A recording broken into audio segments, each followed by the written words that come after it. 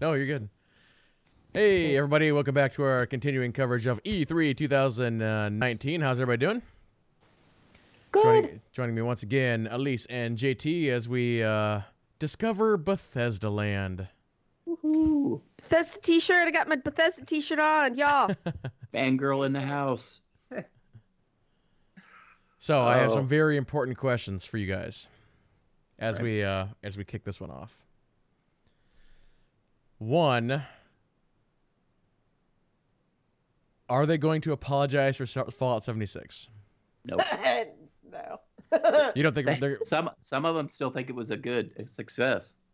I mean, I really think they do. All I have to say is I would advise people to go watch Todd Howard, right? Yeah. I just had a senior moment again. His interview with IGN, and they asked him directly about Fallout 76, and he said, "Well, we knew there was problems with it." That is not an apology at all. No. So. Now, I will say some of the new content that they have plans and are adding into the game, and some fixes, is good. It's a good step in the right direction. However, yeah. I mean, he claims that they're doing okay. That it wasn't what they wanted to see, but it's okay, and it's getting better as they're improving it. So maybe that's true. Would it make a huge difference if they would announce tonight it's going free to play? That'd be something. I don't know. Yeah. I mean, it's still a $60 game. That is crazy. It's still a $60 game. I agree. It's crazy. That game should be 40, 30, 20. 40. Yeah. But, yeah. I mean, we're just players. I guess we don't know anything. All right. Well, here's my real concern about tonight, and you guys can try and alleviate my fears, perhaps. So, the Bethesda conferences have been hit and miss. They had a conference, I think it was 3 years ago, that was actually called Bethesda Land, and they literally showed nothing. It was a 30-minute conference, and they showed nothing. They're slotted tonight for an hour and a half, and they've burned through all their IPs about the last 2-3 years. It's already been confirmed that tonight we're not going to see Starfield, we're not seeing Elder Scrolls 6, we're not seeing Fallout 5. We've got Doom coming out this year. We've got Wolfenstein coming out this year, so we already know about those. Mm-hmm. So what are they going to spend an hour and a half on? Wow. I don't know.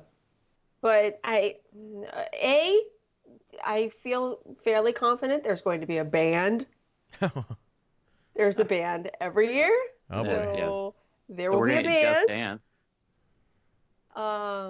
Just Dance, I thought, isn't that Ubisoft? No. Yeah, that's Ubisoft. Okay. So I expect a band. I assume it's going to be Doom Eternal's band, or maybe the guy who did Doom, they're going to bring him back. I don't know. Maybe. Pete Hines is going to walk around and talk about something in his leather jacket, right? Sounds about right. Sounds about right. I gotta be honest with you, boy, love him or hate him, Todd's a great presenter. Yeah, he comes out there. Well, what's he going to present? Feels like he's going to wing it. And I don't know, but it kind of feel like they're just going to, but okay, so we know all that stuff, but we don't know about all the Bethesda affiliated studios, of which there are many. Yep. I will say, actually, Bethesda's a good publisher. So you have to give them that. Yep. Yeah. So we've heard rumors, right? I think you mentioned maybe the other day, Kidley, about Arcane supposedly working on something. Yep. Yeah. So the rumor is that there's a whole bunch of other studios that could be working on things that maybe that's going to be the headlines as they're going to bring all that out. So. Oh, wait, I guess we're starting. Yeah. Maybe. Oh. Give me a sound check, chat, once we get going.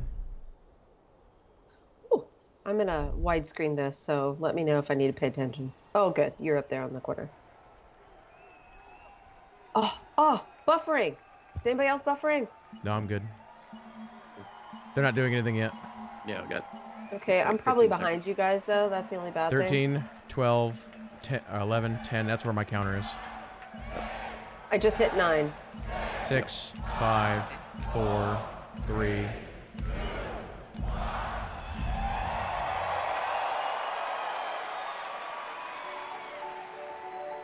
Oh, we'll march out developers. That will be one part of the show too.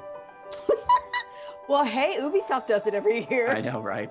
With a game, there is no game without the players. Really, it all comes down to you.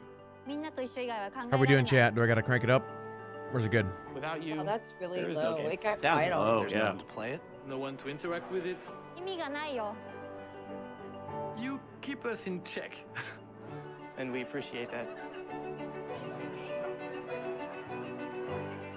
And through all of it, I think they crank it You're up when always they're there into with it. us. All right, let's try that, You chat. are definitely not afraid to tell us how you feel. Your feedback sometimes challenges us, but it forces us to be always challenging ourselves. You empathize with us as developers and with each other as a community. It's really beautiful. Oh, we might hear something about Prey. I didn't think about that. I'm Dinga Bakaba. A new and Prey I or used to Prey take a DLC? week off every Prey time DLC. Bethesda game came out. my name's Mark Diaz. Oh, and Prey when I was 8 DLC years would be old, I used to awesome. sneak over to my buddy's house to play Doom. I'm Rich Lambert. Daggerfall was one of the very first games that got me into the Elder Scrolls world. I'm Dana Christo, and I started out as a 16-year-old gamer who just wanted to bring joy to others through video games. And now I'm game director at Arcane Studios. Now I'm a game programmer at id Software. Now I get to be a part of building that world as the creative director on Elder Scrolls Online. Now I'm a UI programmer at Bethesda Yep, Game Studios, new. and it's New. everything I could have dreamed of. I see you. I see you. I see you. We see you. Because we are you. And together, Together. Together? We are all. We are all. we are all We are all. We are all.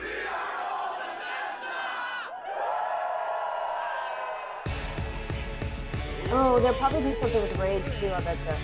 Oh, Raid 2, yeah. And Legends probably too.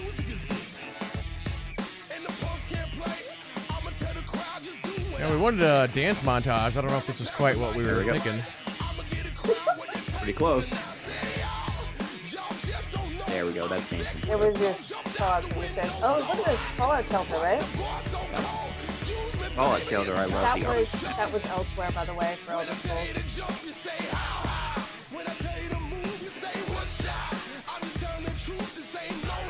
That's Elder Scrolls Online.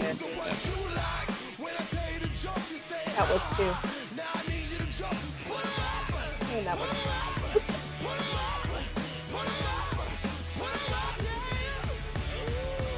Dun, dun, dun, dun, dun, dun, dun. That was Blade.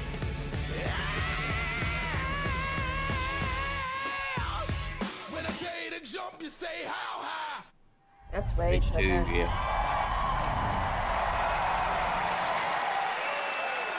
And that's all we have for you, folks. See you next year. Please welcome Bethesda's Senior Global Vice President of Marketing, Pete Hines. Pete. Oh, he was in the audience the whole time. Oh, He's the whole actually time. a really nice guy, you guys. No leather jacket. Seriously. Oh, man. No leather jacket. Looks like a soft shell. Let's analyze it later. Yep. Oh, man. He lost the leather You jacket. disappointed me. I'm disappointed. Lost a bet. Thank you very much. How are you? Feel good? Made me a liar, Pete. Bad. Awesome. Thank you guys for being here. Thank everyone watching around the world to tuning in to watch our 5th annual E3 showcase.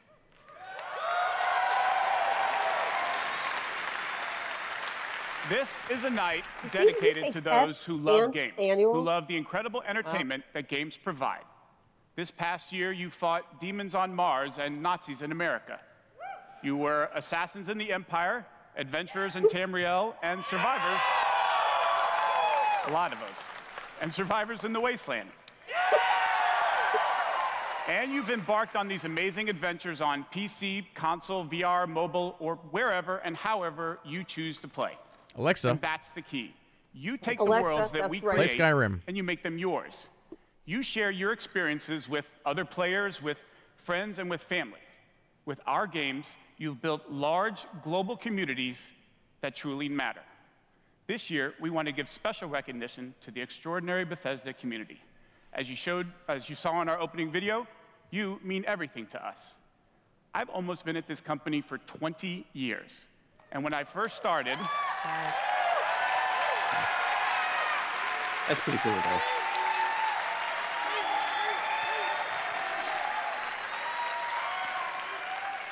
When I first started, one of my first responsibilities was moderating the community forums, chatting with you, and keeping you up to date on our games. It was a great way to start my career at Bethesda because it was the perfect reminder of why we do what we do.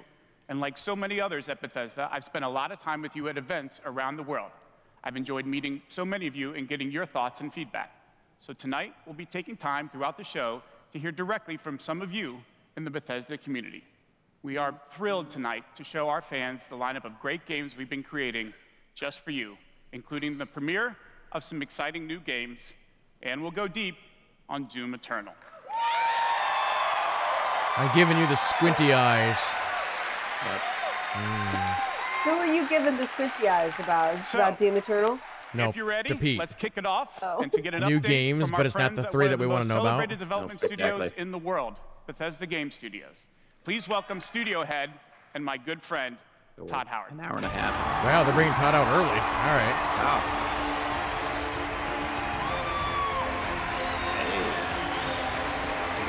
Well, wait. Oh, he got this leather jacket on last year, remember? They had both leather jackets. Thank you. Thank you. Great to see everybody. We have had an incredibly exciting year at Bethesda Game Studios. Given some of that excitement, impressed you're still here. Yeah. Yeah. Actually, over the last year, we've had over 60 million players in our games, our most ever. And it's all of you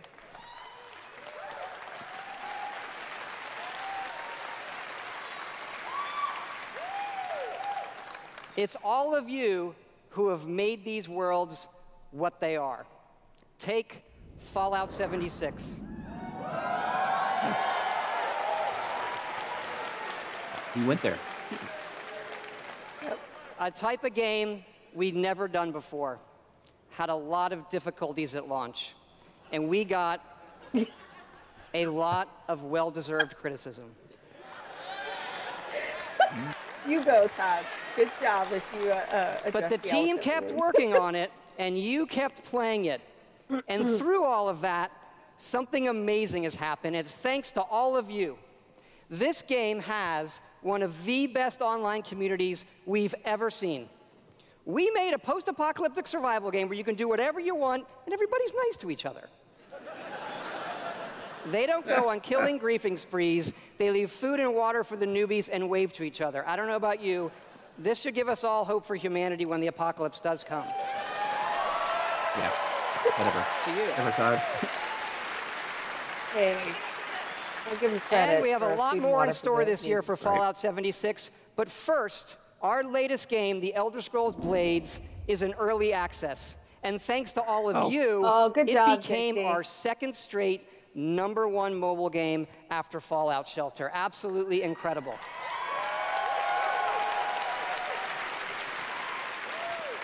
And to tell you what's coming to Blades, let me introduce project leader Craig Lafferty and art director Matt Carafano. Okay, so just while we're waiting for Steve to come out, I just got a pop-up on my phone about Blades.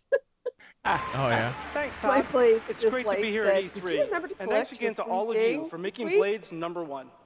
As someone who's worked on the Elder Scrolls for 20 years, it's been incredible to bring this world to your phones in an all-new way. We still love those classic dungeon crawlers, and it's clear you do as well. And whether you're exploring a dungeon or rebuilding your town, it's great to be able to do it wherever you are. Since it's E3, we're releasing our biggest update yet, featuring all new jobs and solo arena battles, an all-new custom jewelry system, and a brand new dragon quest line. Pretty cool. It has even more, but best of all, it's coming out tonight.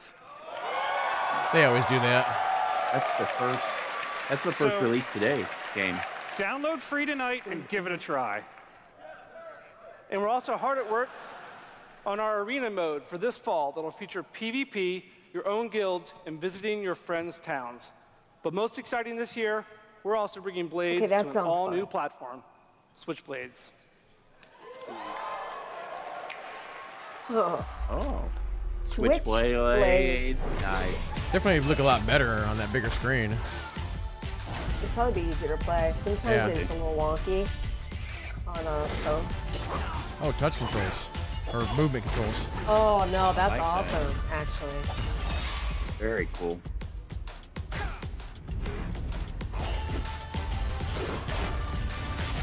Oh, you can do it on the TV, too. Yeah. That's nice. That's very cool. Yeah, I have not seen that big old guy. Oh, that's right. There's dragons right now, right? When it falls 2019, nice. All right, that's not bad. Yes, Blades is coming this fall to the Nintendo Switch, and yes, it's still free. Wow. Blades is the perfect fit for the Switch. You can play on the go, on your TV, and with motion controls. But best of all, it's cross-play and cross-progression with the mobile version. So you can start tonight on mobile, and all your progress will carry over. And it's playable here at E3 cool. in our booth and Nintendo's. Yeah. Nice. You hear that, Sony? You hear that? And for those of you playing on mobile, we also have some special rewards for both our Apple and Google players this week. So download tonight and let us know what you think. Thanks again. Okay, that's why I got the thing. Did you get the free blah, blah, blah, blah, blah? Now, let me introduce Jeff and Tom to tell you what's coming to Fallout 76. Well, they just released Appalachia.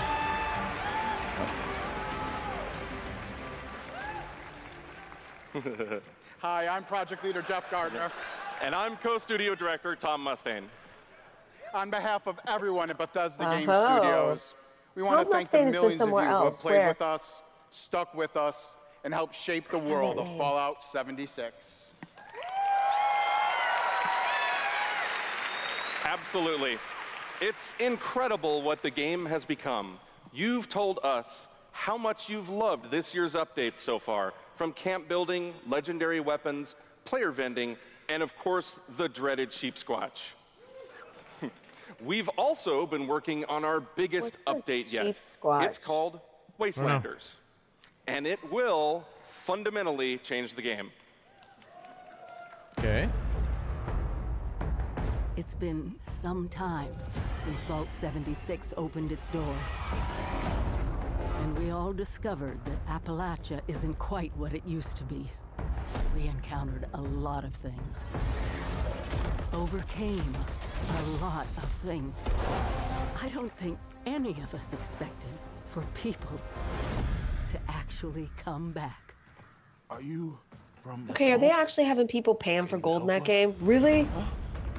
People, NPCs. We've traveled pretty far. They've never had that. There's hope here in Appalachia. Nice. Folk rebuilding. That'll help. Fighting back. That will help. We'll fight too, right by your side. That's a good idea, good move. We've been everywhere and seen everything.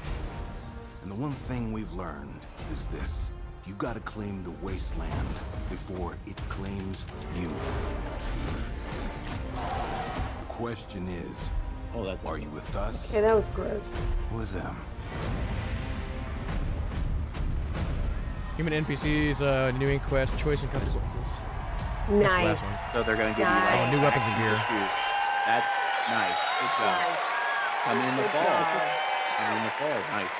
Wow. Okay, that's a good move. Nice job. That's right. Look at all them. Oh my right. God, Human thank you so NPCs much are for coming to actually doing Fallout something with my game. 76. Human NPCs should have been right there. Everybody, thank you. Not just NPCs. $60 worth something. but a full quest line, new rewards, and as you saw, full dialogue trees. Yay. Yay, good That's job. what everybody wanted. That's This what everybody is a wanted. long-term story we're telling. Year one was about the vault doors opening and all of you settling the wasteland. Year two is about people coming back to reclaim it. Like previous Fallout games, Okay. these characters have their own Is this the stories and retcon they're goals. doing? It's up to you to choose how to Yeah. interact with them and Oh, live we didn't with want those to tell you what to do. We consequences. wanted you guys to make The it up as you go Wastelanders along. update is Now, coming year this 2, we're going to fall tell you what to and will do be now. free for all Fallout 76 players. We really didn't have it ready to go last year, but Right. we needed to make money while we were finished developing it. And in the spirit of free, we're doing something special just for E3. Fallout 76 is going to have a free trial for everyone starting tomorrow. Ooh. Wow. Oh, that's nice. That's nice. That's right. It's the perfect time to see what Fallout 76 and its growing community have become. We can't wait to welcome all of you. And because so many of you are going to be joining us, we thought we'd also give you a sneak peek this week at an all-new game mode. Check it out. Battle Royale. Oh, wait. Battle Royale. We haven't heard We haven't those had yet, one, by haven't the you? way. We haven't seen a new one yet. Oh my gosh. Your first test was making it to the vault. Now, your real trial begins. Currently, there is no overseer of Vault 51. Perhaps you will be the one. Oh my God, I think you're right. I think it is. Who got the overseer? Serious It need is. of leadership. So I have devised a unique process of elimination. A battle to the death is the only sure way Kid to Lee judge called it. the superior candidate. Right here, folks. This Kid Lee. should prove interesting. Aren't you proud, Kid Lee? Oh, so the firestorm is the enclosure. Yep. So they stole. Well, wait, there's like NPCs though, and you're still building stuff. Still building stuff. Fallout 76, Fortnite style. Yeah.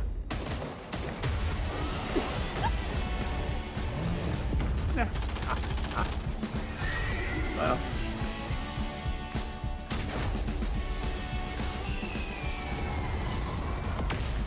And you can still drop nukes. Still drop a nuke. Or I wonder if that's like in PUBG when you have the random airstrikes. Maybe it's just a random thing. Crazy.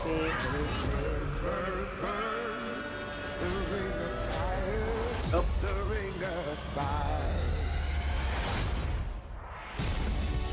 So they do a battle royale. They got building like Fortnite. Good luck. And they've also got the fire. 52-player battle royale mode. Oh. Level up with perks. Claim your what? Your spot as overseer. Overseer. Now here's the question: when you begin to become the overseer, what does that mean? It's just a title. Maybe it's not. Fuck yeah, we put a battle royale in Fallout 76. We dropped it. Right. There you go, Nuclear man. Winter is a battle royale born Yeah, from the pump Fallout drop. universe. From power We need to armor to put that perk in the cards, next year's from bingo camp card. building to contending with wasteland F-bomb. creatures, Yeah. and of course, my personal favorite, nukes. It's a great free addition to an already huge game. We love playing it, and we think you will too. Well, they just put a Bethesda thing. They put up a learn more here So about that. check out the sneak peek and let us know what you think. Yeah. Remember, Over on the all of side Fallout there. 76, Yep. including Nuclear Winter, is free to try this week Wow. on all platforms. Battle Royale. So jump in tomorrow. We I'm can't gonna wait try to that see over you. my Xbox. Thanks again.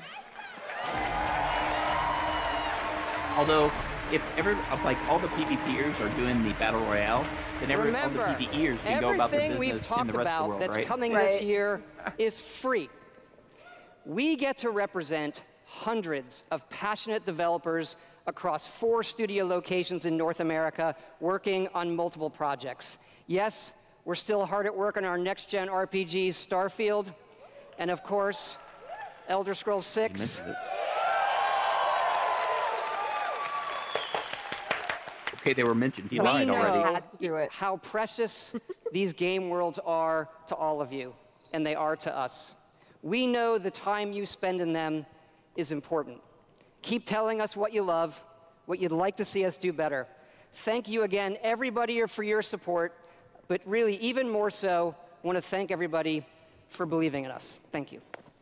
End of the conference. In the conference. See you guys next year. Okay, there was your apology. That's as close as an apology you're going to get from Todd Howard right there. Mr. Shinji Mikami. Tango Gameworks? I'm not familiar with that one. Now, I have a question. I totally forget. Is Splatoon with Bethesda? Splatoon? I can't I remember. thought that was Nintendo. Oh, that is. Nintendo? I Yeah. couldn't remember. Bullshit. Hi. I'm sorry we didn't say hi. I'd like to start Hi. by greeting my team in Tokyo. It's Monday morning there, but they are watching. みんなおはようございます。今日真面目にやるよ。 Oh, this is Evil Within. Oh. Oh, yeah. Tonight, I am excited to announce the next game from Tango. Unless it's a new IP. Ghostwire Tokyo. What? Okay. New IP or new game? It is an action-adventure game in which you will fight paranormal enemy and rid the city of supernatural evil. I think you'll love it.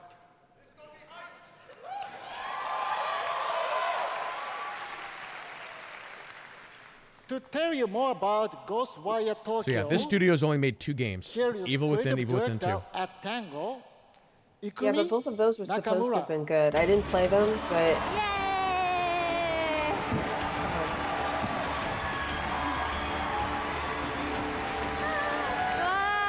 And this makes sense why we had someone speaking Japanese during that whole montage at the beginning. Wow, thank you. Yeah. ありがとうございます。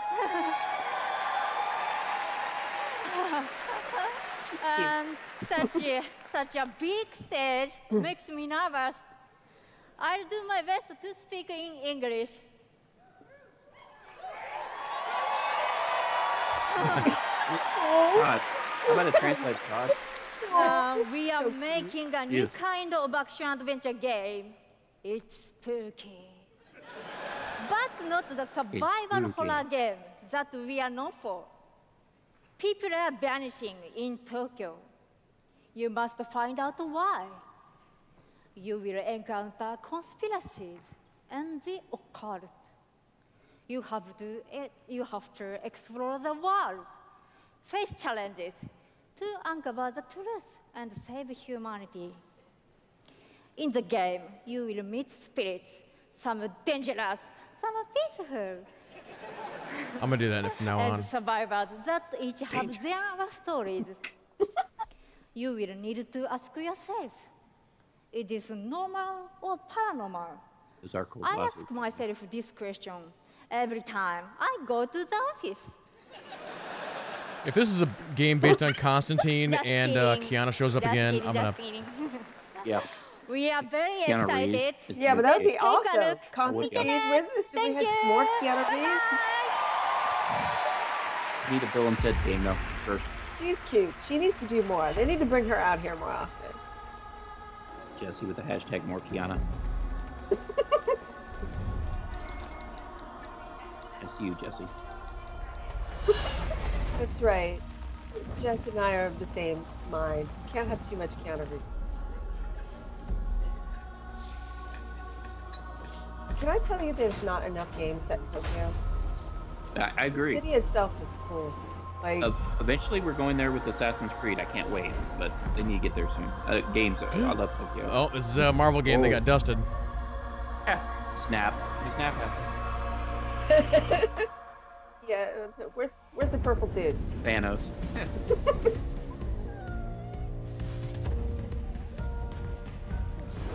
Oh, the puppy didn't get dusted. Oh, the puppy's alone. No. Someone help the puppy. Ooh. That dude's hand says paranormal to me. It's Hawkeye, see? Oh, wasn't he? Okay, spoilers, I guess. Spoiler. Yeah, no, right.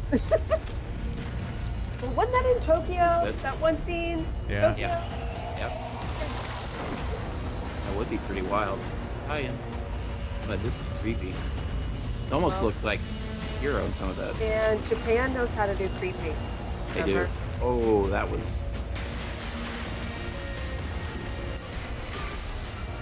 graphics are amazing. Oh, wow. If I didn't know any better, I would say that Kojima made this. Attack it. Right? Did Hawkeye get horsepower? Interesting. That's interesting. That's very interesting. Even though it's kind of that spooky thriller thing, I would do that game. That's kind of cool. I don't do suspense. When I'm not playing Bethesda games, I work as a mechanical engineer. I work in a hospital. I used to work with kids. I'm an electrician. I'm an event planner. In real life, I'm a systems administrator. Program assistant for a private school for children with autism. I'm trying to be an artist. I like to think of myself as one. Make like back-end systems that it's really boring. Maybe permanently or temporarily, I'm a full-time streamer. I got a YouTube channel. I make my own yarn. I'm a social worker. Teaching inmates. I just killed a man. I'm a game developer working at a video game cafe. I've been a Doom fan since the game came out. I remember being in the 8th grade and a buddy of mine giving me the shareware demo on 3.5-inch floppy disks. My older brother picked up Fallout 3. Oh my God! Does anybody actually, his them copy and played youngins, it when know he what a wasn't 3.5-inch floppy disk is? No, they have no idea. Gosh, that's like my baby. The scope of that game was just like a lot bigger than things I was used to. Just setting foot in Shimmering, the first city that you I go want to. to say I like Bethesda's little app here. I can click on and learn more about the game. Look out and you'd be like, oh, I want to go there. I like that.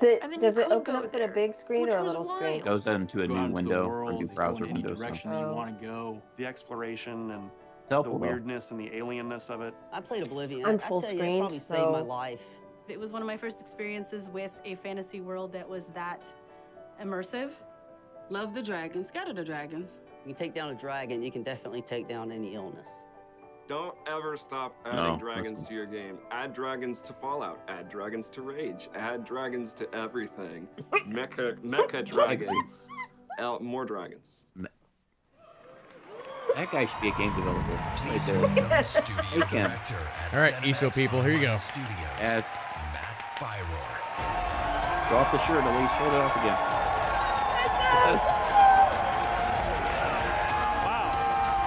Hashtag add dragons to everything. Nice one. Wow, thank you. I'm actually thinking about getting this game. Thanks. Thank you, everyone. Wow. Really? Thank you. Nice. And I just want to shout out to our friend Greg there, the one in the video that really loves dragons. I'm happy to say, Greg, The Elder Scrolls Online has dragons. Nice.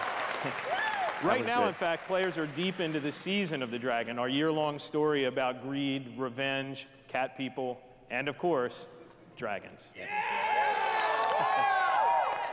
Tonight's focus on the community resonates with me and everyone at ZeniMax Online Studios because ESO literally would not exist without you.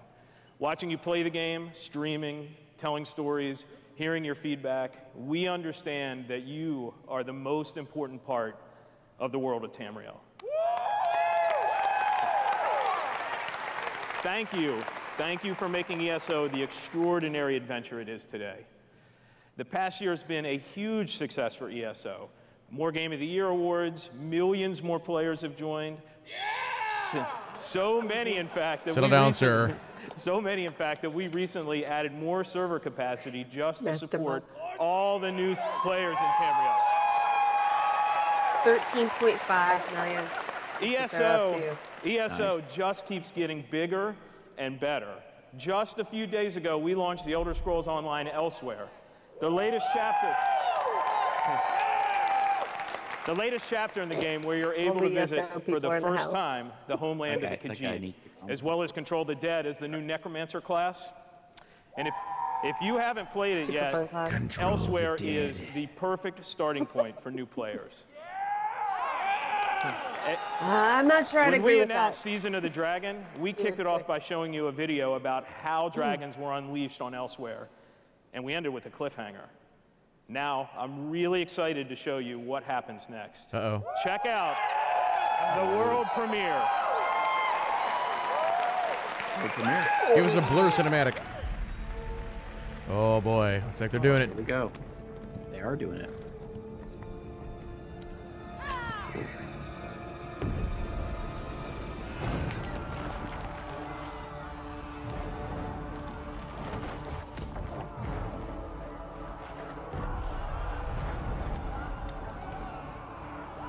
So that was the dude that was in the cart in the last one, if anybody remembers. He was in that cart. Yeah, and the dragon just came out of the cave, right?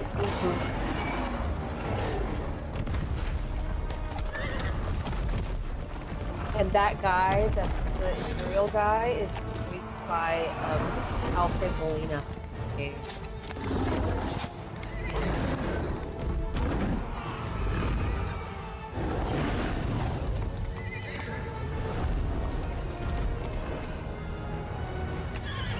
You know what that archer feels like when you're shooting something with a bow and arrow?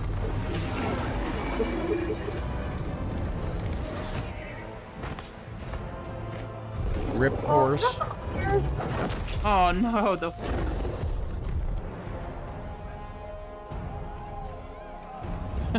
You hear the crowd in the background a little bit.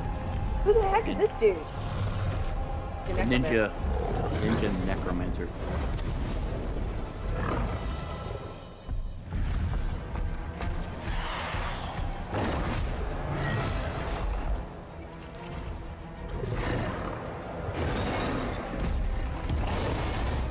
So he turned into that, I assume.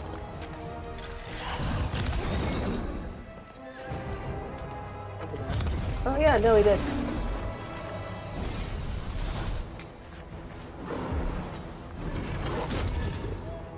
So I wonder if he was in the thing because he was a necromancer.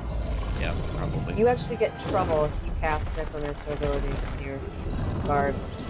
Ow. I got 100 gold bounty for my first day. Alise.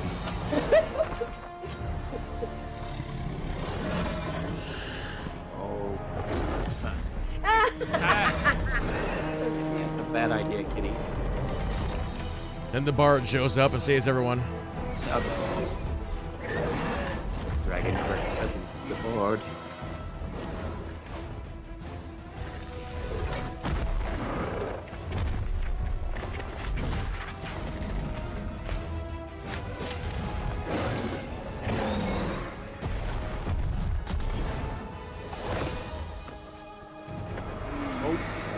Oh, that was stuck in my head. That's not good. Bad idea.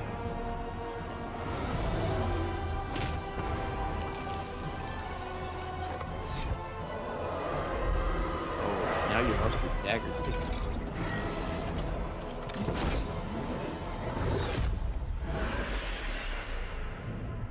Uh-oh, now she gonna go down.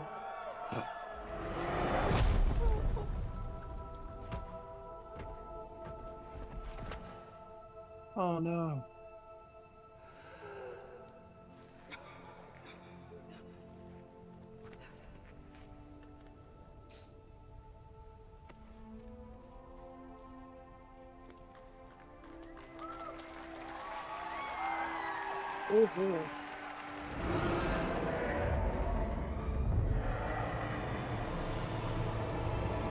My son, Dun dun dun.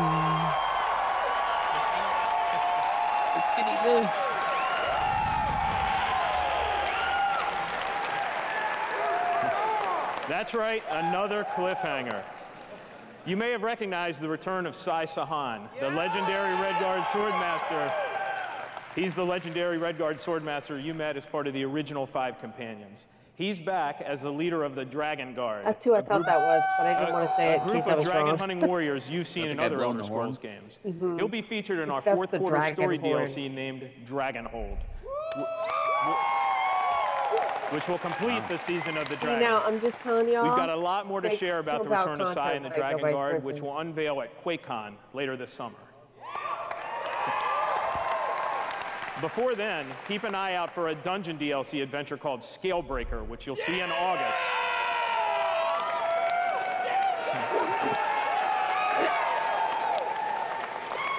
Thank you so much for your support of the Elder Scrolls Online. We're humbled by your enthusiasm. Your enthusiasm for the game motivates us every day. You guys are seriously awesome. Thank you. So, when does Dragonhold come out then? I think I give a date. I have something else to they're talk going to talk about. about it at The Elder Scrolls TechCon. Online isn't the only game in development at ZeniMax Online Studios. We have several other projects, one of which we're ready to reveal tonight. And to tell us all about it is the game's creative director, Kira Schlitt. All right. Another MMO? I don't know, let's find out. Face MMO. Hi, everyone. And now, for something completely different. Doom Online. Imagine a classic Saturday morning cartoon That was a Monty Doom Python Online. line, y'all. mobile game form. Doom Online? Let's take a look. Oh, mobile game form. Mobile game.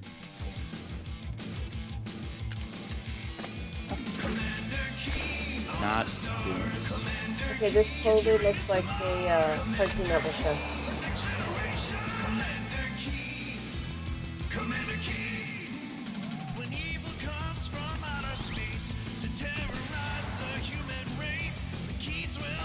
Oh, it's a platformer? Maybe? Looks like a co-op platformer. Little portal there. This looks like it's like a targeted to kids. Yeah? Yeah, that way. Which I have to say, as a parent, there is a pitiful lack of. Commander Keen.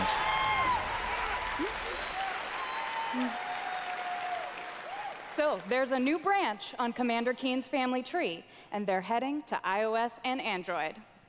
If you're hearing about Commander Keen for the first time, it was one of the first PC action games created by id Software in the early 90s. Yeah. It starred boy genius Billy Blaze, whose alter ego Commander Keen protected Earth. All of us at ZeniMax Online Studios want to give a really big thanks to our friends at id for trusting us to deliver our modern take on this classic game. Yeah, the first game was in 1990. Wow. So id Software tonight, is a Bethesda as we studio, introduce so- Commander Keen to a new generation of players, we're also Let everybody know I was a introducing the sophomore in high next school generation when of it came out. heroes. Meet Billy. And Billy. Twin I was a geniuses junior. who follow in their famous father's Right? footsteps.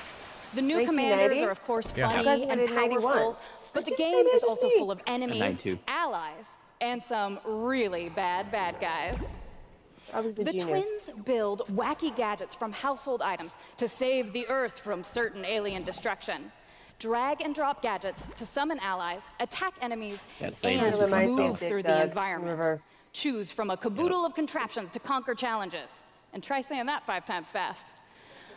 The twins go on adventures in story mode, which tells some of the classic Commander Keen tales, as well as a whole bunch of brand new ones. In story mode, you'll overcome aliens, collect power-ups, and explore Mars and beyond. You can also go helmet to helmet with other players in battle mode, a real-time, head-to-head race through an alien landscape where you need to control checkpoints and claim the flag to gain ultimate victory. Commander Keen will soft launch this summer on iOS and Android phones.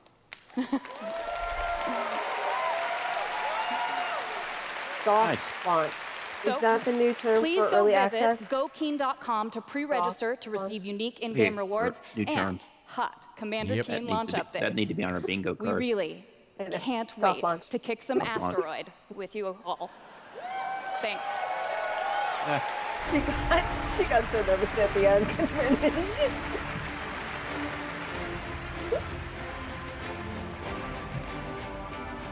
Thank you, Kira. At Bethesda, we, like you, love mobile games. In addition to Blades and the upcoming Commander Keen, millions of you have enjoyed Fallout Shelter, which has now reached over 150 million downloads mobile and games, counting. and I don't find very many.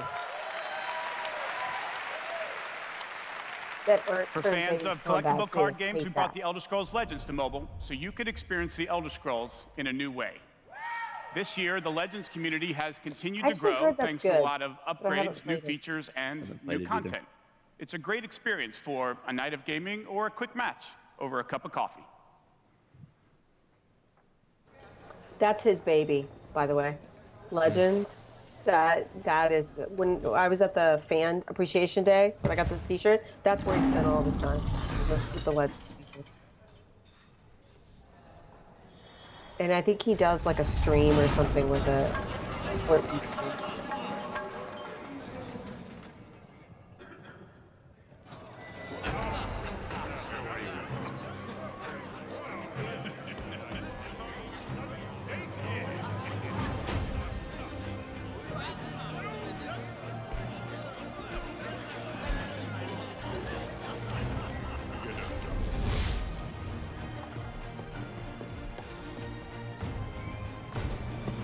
Who let this crap in here?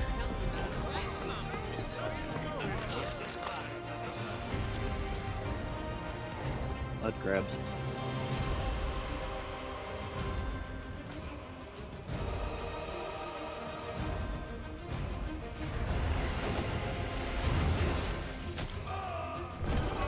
I'm gonna kick your butt.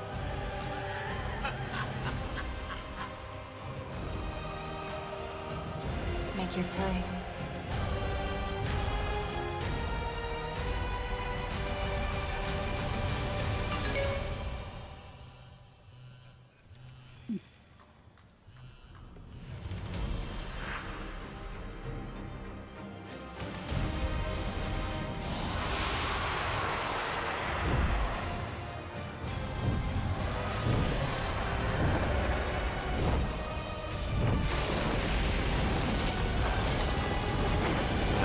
Done. Messed up the whole city.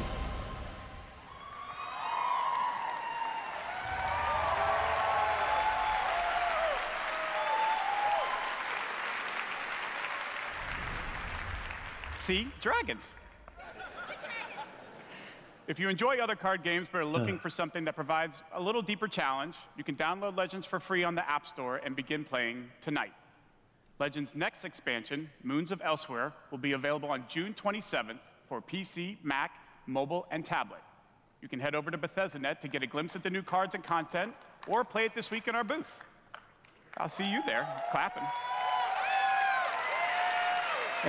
That one guy clapping. Now, there's the fake speaking clapping. Of new content, 3 weeks ago, we released Rage 2, and now Insanity Rules. And now Insanity Rules for millions of players around the world. But we wanted to do more than just deliver a critically acclaimed open-world shooter. We've already added community challenges that reward you just for having fun in the wasteland, and we've got a lot more planned with new features rolling out this week. The world of Rage 2 will become even more unpredictable and even more insane. Take a look. I still haven't played this. It's on my list.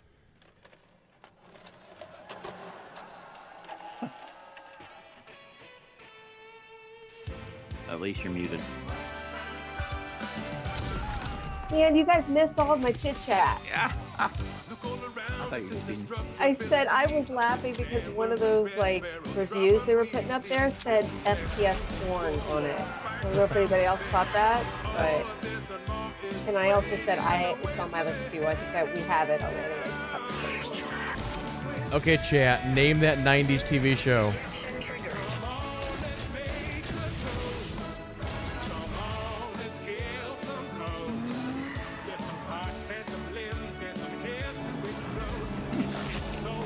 It has been like a 90s throwback E3 so far. Is it 90s or 80s? 90s kind of stuff. What was it, I wonder? The White Walkers are coming. Oh, wait. Wrong game. Rise of the Ghost. Close. Oh, that's my next tattoo. Like my god, it totally is kind of...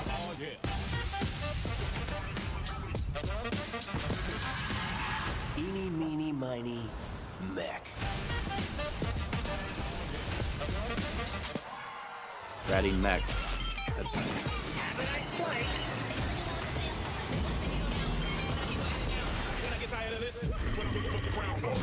I got a tremendous surprise for you all.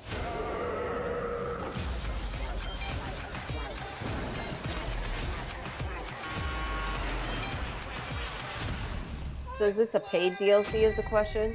I'm gonna guess Yes, but who knows?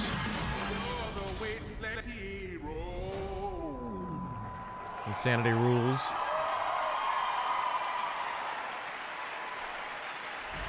Please welcome executive producer at Machine Games, Jörg Gustafsson. So we already know there's a new Wolfenstein coming out in July, I think. Youngblood. They just popped up a thing. Play Rage 2 Insanity Rules and buy it now, so I'm assuming. From the Nazi scum in Wolfenstein 2, the new Colossus, this year we take you back to Europe with 2 new Wolfenstein games.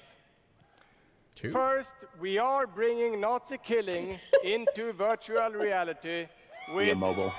Oh, VR. With Wolfenstein Cyberpilot. As a hacker working for the French resistance, you will take control of Viva la Nazi war resistance. machines and turn them against their creators. Cyberpilot will be available this July, and it's playable this week in our E3 booth. Actually, Bethesda's always hit VR pretty hard. Mm-hmm. And if you haven't Oh, that was the Nazis in community VR, message, so. you don't know what you Yeah, are fine. missing. But, as I said, we have 2 new Wolfenstein games. This summer, we are going to be launching Wolfenstein Youngblood. Okay. So that's this summer. So. Yeah, we got a date on that. It's With a gameplay experience that is bigger than any previous Wolfenstein game. You will have more weapons and weapon upgrades than ever before, more ways to customize your playstyle, and, of course, even more evil Nazis to kill. I think there's a co-op option in You it see too. him trying real hard not to say F Nazis. And in They're like Youngblood, trying you real can hard kill to- those Nazis with a friend. This is July 26th for Youngblood. Yeah, there's the co-op. Yes, Wolfenstein is going co-op. Youngblood is set in the 1980s, 2 decades after the new Colossus. B.J. Blazkowicz is missing in Nazi-occupied Paris, and it's up to his twin daughters, Jess and Soph, to track him down. In Youngblood, you can still play by yourself, or you can partner with a pal to double up on shooting, stabbing, and killing Nazis. Check it out.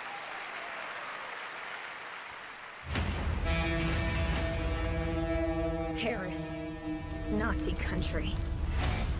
That's where Papa is, so that's where we're going. We can find him together. I may have an assignment suitable for 2 Nazi killers such as yourselves.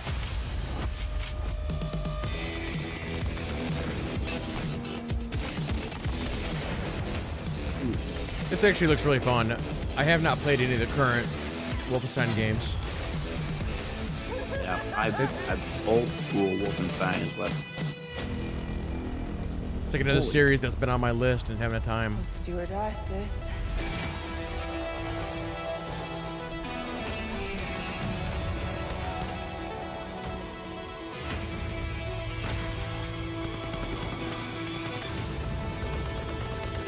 Obviously, the Nazis did not get the memo about skin-tight armor being the best. It's really not. Can I just tell you that I really wish we had more co-op games instead of, I like them with having the option. I like this way. You can play solo, you can play co-op. I mean, this is just what my view. Yeah, I don't want forced co-op, but Okay, that was Just enjoy Nice. for a second, Jess. Okay, she just totally flipped her off and kissed him. Nice. Wolfenstein Youngblood releases on PlayStation 4, Xbox One, Nintendo Switch, and PC on July 26th. That's a pretty hardcore game for the Switch.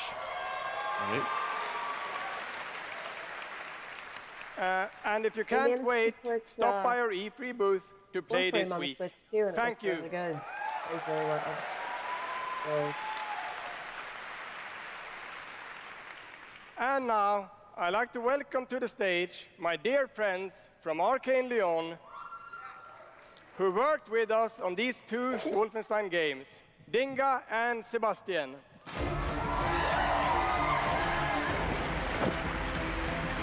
Like, yay, I get to get off.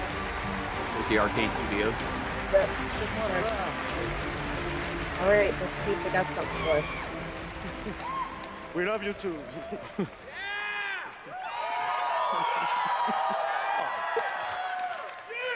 Hi, I'm Dinga Bakaba, and game director at Arcane Lyon. Bonsoir, I'm Sébastien Mitton, art director in the same studio. So, along with partnering with our good friends at Machine Games on Wolfenstein, we've been working on other projects at Arcane Lyon. And tonight, we're excited to announce our latest first-person action game. It's something innovative, stylish, and different from anything we've done before. Let me begin by saying bienvenue to the frozen island of Black Reef. This is a place of mystery, where looks can kill. The game takes place during what we say in French is a période de folie, a time of madness. And now that we've given you a small taste of the world, let us introduce you to our two deadly rivals, Colt and Juliana.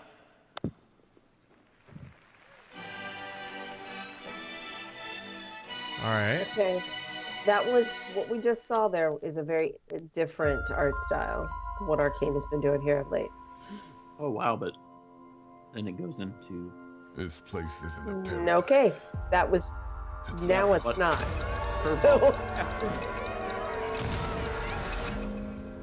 Whoa. Out here, we're trapped. We're free. In this endless, eternal cycle. Nowhere to run to, baby. Got nowhere to hide. My life's purpose is on this island. And I can't let this go on any longer. The more days I repeat, The longer that I'm out here, the more certain I am. This isn't another hero shooter, is it? the only way to No, I protect think the it's... cycle You keep repeating. You notice he died, came back. is to kill you. Another break the cycle game. I almost said BR, but I don't think they're going to do two of them. Yeah, like force powers and stuff.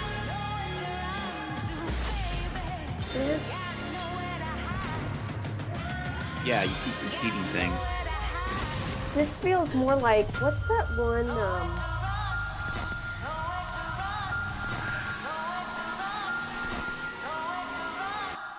Time is on my side.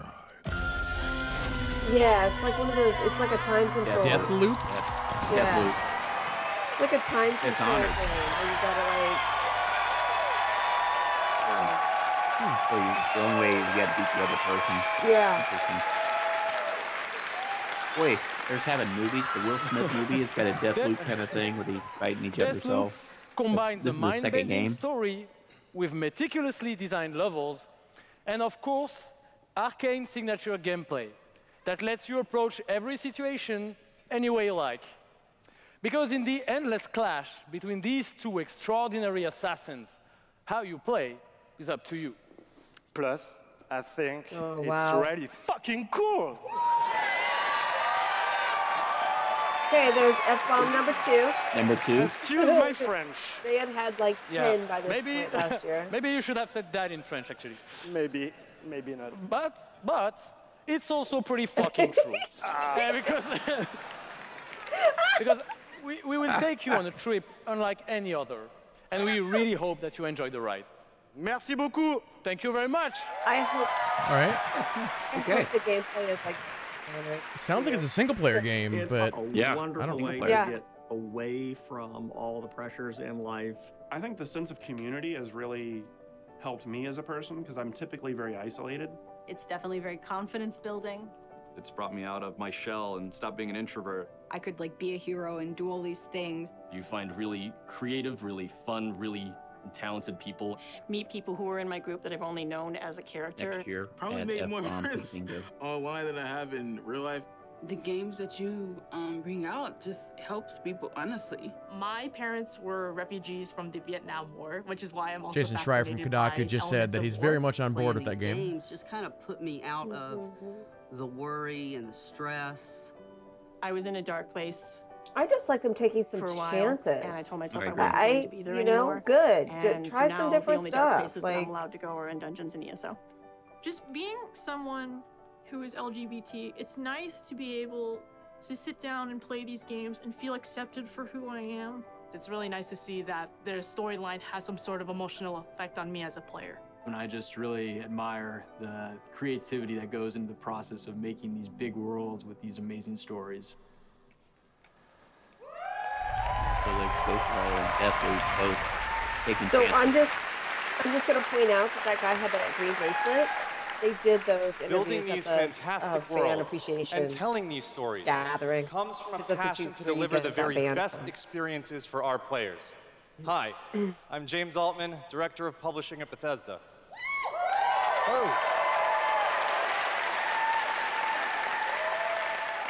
And I'm Robert Duffy, Chief Technology Officer at id Software.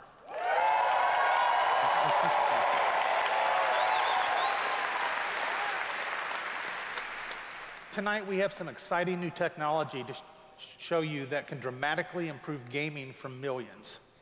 So for the past 2 decades, we've approached game development Crossplay. not by looking at what is possible today, but with a vision of what can be possible tomorrow.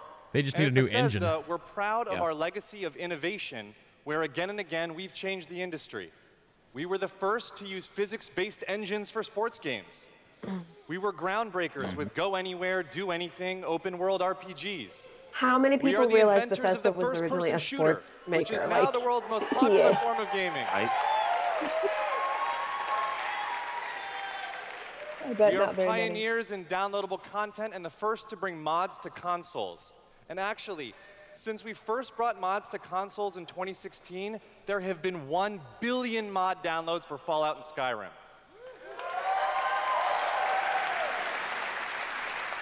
That's why my kids bought We, of course, Skyrim developed the on, first commercially Xbox viable just VR for the mods. technology revealed in our E3 booth in 2012. Yes, that is the original VR headset, held together by tape and worn by our very own Tim Duct Willits. tape. I love the headset. Right. I want duct tape VR And headset. of course, please. we are well known as developers of best-in-class engine technology with our id Tech engine.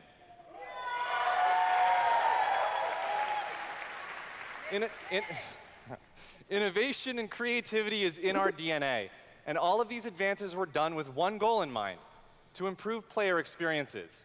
So tonight, we have exciting new technology to announce. We're going to show you the result of years of research and development. Cutting-edge game engine-based technology we've developed specifically for game streaming. Now, we'd like to introduce you to Orion. Okay. Remember, they have their own launcher and Orion client. is a tremendous Yes, I breakthrough remember in that. streaming technology. It is our name for a group of patented technologies that optimize game engines for performance in a cloud environment. Orion can work with any game engine and will improve player experiences no matter which game you're playing or whether you're streaming on Stadia, on xCloud, or another streaming platform. So, how does Orion work? The exciting game streaming services you've been hearing so much about have largely focused on hardware solutions to address the complex challenges of streaming. There's a lot of words. We used our expertise in developing game engine software and took a different approach. By incorporating Orion technology at the game engine level, we're able to stream game content up to 20% faster per frame, leading to a dramatic reduction in latency.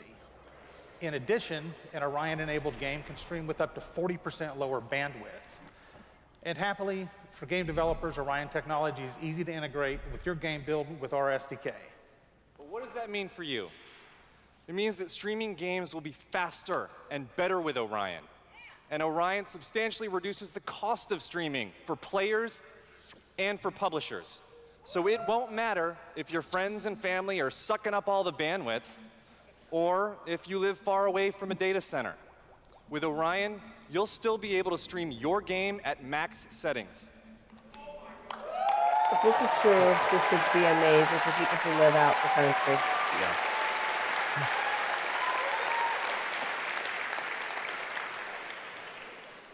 Now, as with any new computer technology, one must ask the question, can it play Doom? Good question. Good question. Good question. Can it stream an unrelenting, fluid, first-person shooter with native 4K resolution at 60 frames per second? Let's see. There's going to be Doom Eternal trailer right here. I'd like to introduce 4K. I'd like to introduce Shale Williams, tech specialist from id Software. Holy crap, it who is. is showing you just that here live on stage. That's here. Is this Stadia or what is this? Streaming an Orion-enabled Doom 2016 right now to that mobile device. As you can see, there is no reduction in visual fidelity. That's Doom at 60 frames per second without perceptible latency. And we want you all to experience this powerful streaming technology yourself as we test and refine it. So for a chance to be among the first in the world to stream Doom 2016 for free, all you need to do is join the Doom Slayers Club by registering at slayersclub.com tonight. I'll do it. Oh, that's impressive right there. Ooh, and it popped right up, JP. It popped right up. Popped right up for you, Elise. Everybody could use a little more Doom in their lives.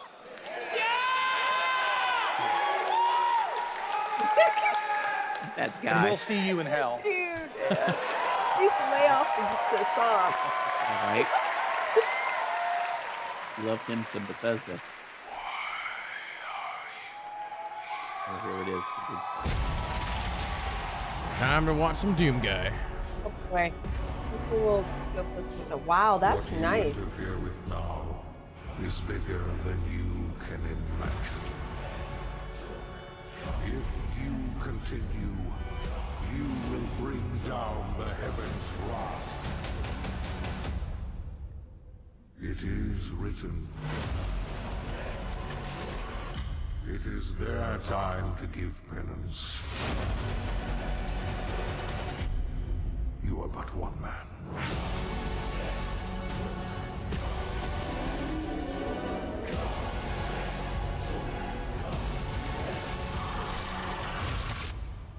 They are no longer your people to save.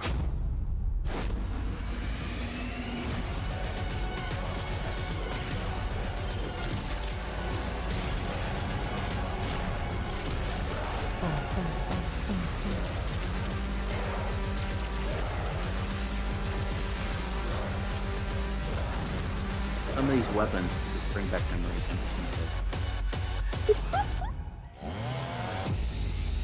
Yeah, some of the stuff you can do in these new Doom games is just crazy. Release date? Did we get it? Did we get it? Oh. No. No.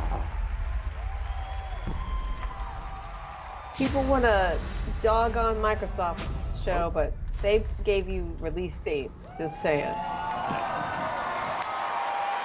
Come on. Oh, see, yeah, I called it though. Doom Eternal trailer. That was awesome. This is awesome. Thank you so much. I'm Marty Stratton, the executive producer of Doom Eternal. And I'm... Thank you. And I'm Hugo Martin, the game's creative director.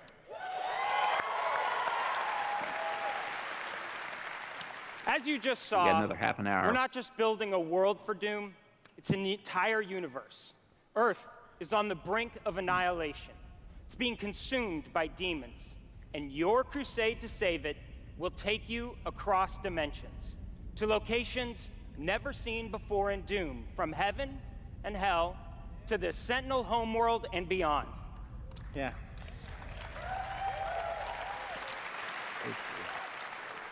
There is so much to see and discover, but Doom is first and foremost about gameplay. And Doom Eternal promises to be the ultimate power fantasy.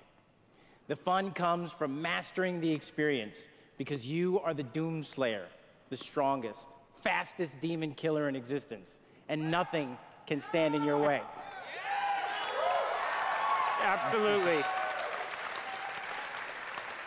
Of course, the challenge in Doom is all about handcrafted combat, but also engaging level design.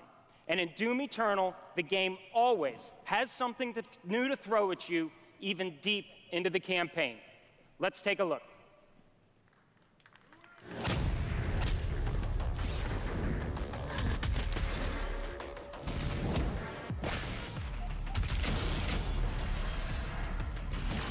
I feel like I'm playing Quake. Yep. What's this jumping? It did say engaging level design. True. Oh, there's swimming. Was there swimming in the other one? I want the bloody face, though, when I'm starting to get shot up. On my health bar, I want the bloody face.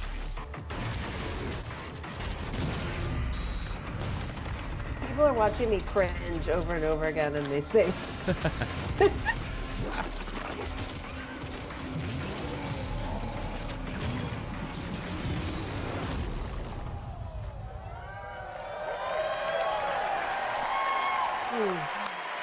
Pretty wild gameplay for Doom. Yeah. Thanks. I agree with kids. You know, More like it's more so like important Quake. to us at id Software that every aspect of the gameplay has real meaning to you, the player. Every enemy is different, every weapon has a purpose, and every decision you make really counts. The only path to victory in Doom Eternal is to aggressively control the fight with amazing agility, powerful guns, and critical resources. That's right, I'll tell you, we absolutely can't wait for you to play it. And some of you won't have to wait too long. If you are lucky enough to be in the room tonight,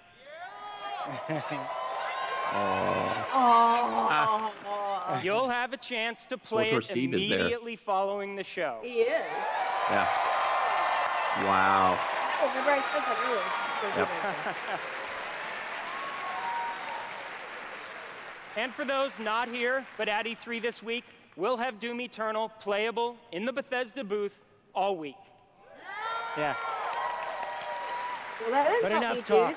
Yeah, I know, right? Let's see how it all comes together and watch as this perfect killing machine goes to work. Okay, another one. Another one. Okay, where's the music? I want some raw music like we had the first time. I'm charting a flight path to Mars. Thanks, Jarvis. Eliminating thrust vectors. Launching in 3, 2, 1.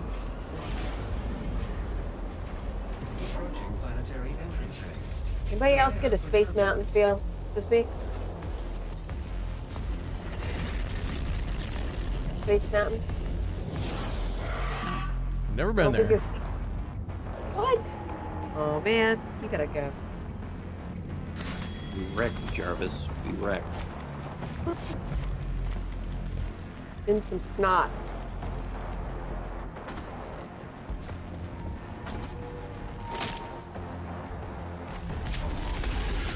Okay, was that done better? Oh, you missed the health yeah. pack. You missed the health pack. I know, dude. No. You missed with You missed the man. health pack, man. Dude, man. What's wrong with you? You missed that purple back there. Yeah. This is new. Sorry, shoot this dude. What's the name? Come on. Dude, you're missing all the stuff. How many weapons does Doom guy have? I don't know. He usually has quite a few. It looked like he had a wheel of Yep. 6, 7 plus. Ooh. Where's the chainsaw? There it is. Right there. Oh, so now you gotta go get the health pack. Lame. Knock his skull into his chest. Yeah, it's like a weapon wheel that comes up so quick, and I think it's got like 8 weapons on it or something, or 6. Yeah, that's what I was saying before. It's like computer 6 Yeah. of 8. Take the slots from there. I don't know if they're all weapons though. Some of them might be. That's a good. I remember that gun. Fatality. Did you have that kind of slingshot jumping in the other game too? Not the old game, no. Not even Oh, we close to talking it. about the old school one, or we talking about the new game? I'm talking about POS. It's awesome. No, okay, no, I'm talking about the new game. Oh no, I like it. It's awesome.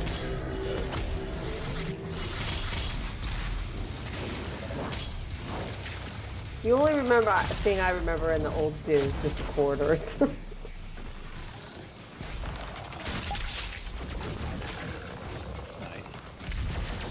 And then basically Elder Scrolls kind of took that and used it in an RPG. Who gave that spider a gun? That was a bad idea. Oh man, that's what's wrong. Somebody messed up there. Oh, in his eye. That'll learn me, spider. See, now if you'd have picked up the health packs, you wouldn't be almost dead. Mr. Doom Man. Oh, I guess he gave him some. Shoot the yellow thing. You gotta shoot the yellow thing. You missed it. There he hit it. There we go. And then he's gonna he feeds it to him. Wow. Awesome. That's pretty cool. Not your grandpa's Doom. Let's fight inside of a volcano.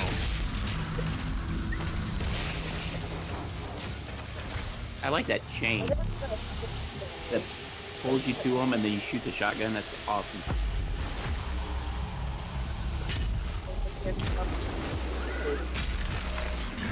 Another small monster to kill. Okay.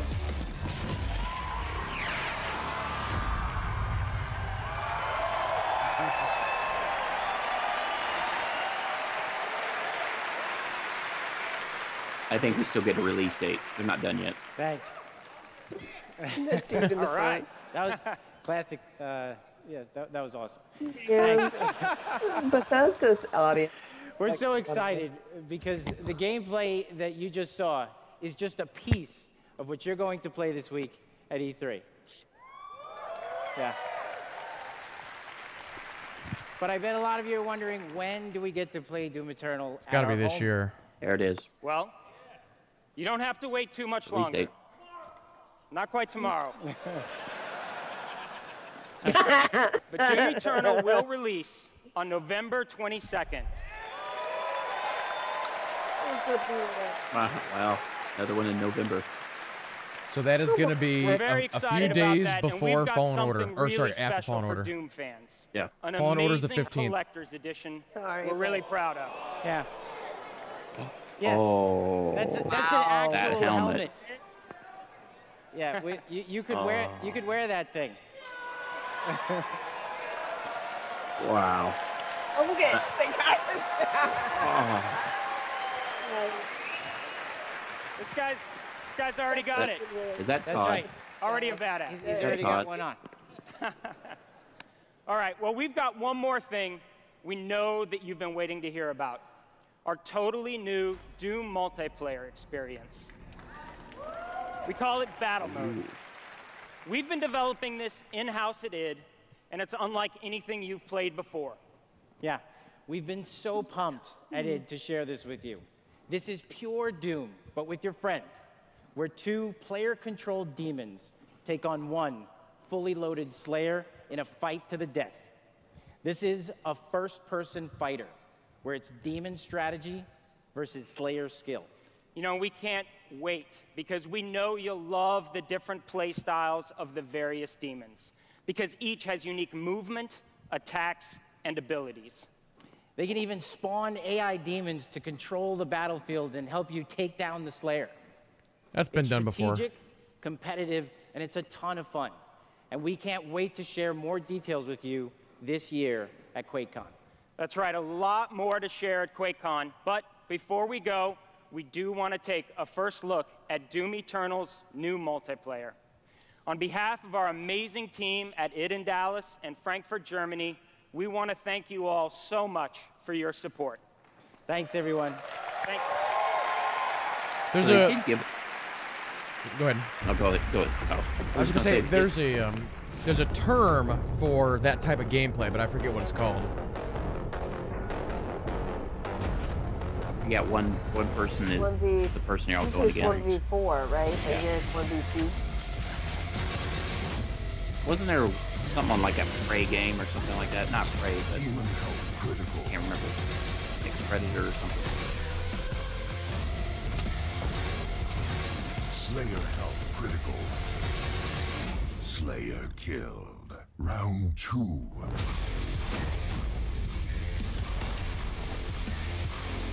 Ball, thank you. Oh, were you asking about the game that was up? Yeah, yeah. And then technically you've got Dauntless as 1v4. But you just don't control. It's PvP, or PvE.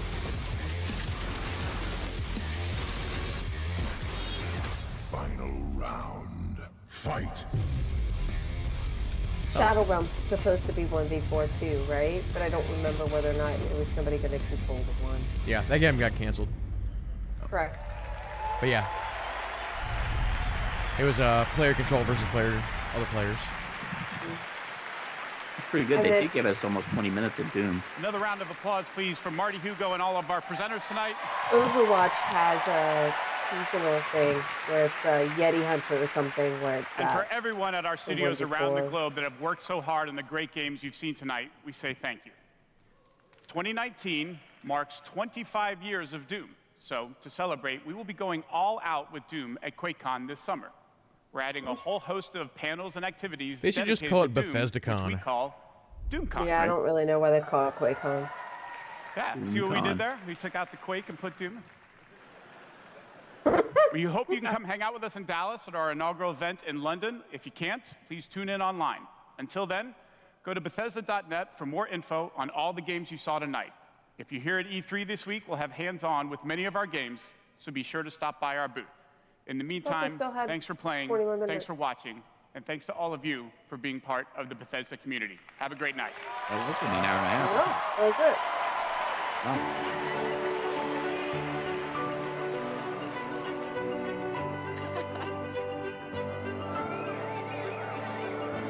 At Bethesda, we're in the business of creating heroes. 超クールな敵もね。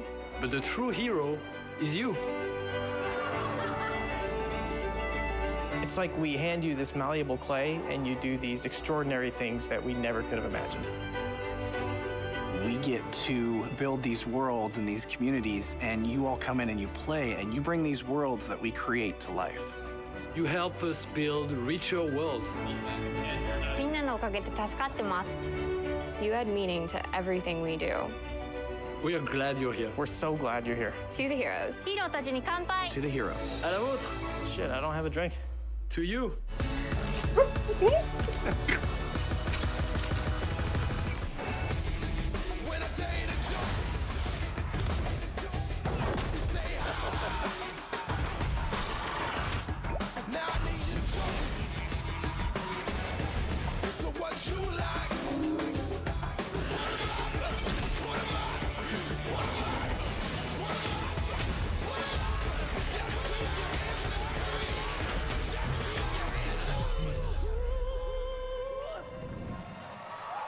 Alise, you didn't put your hands up. I put my hands up multiple times during this show, isn't that enough?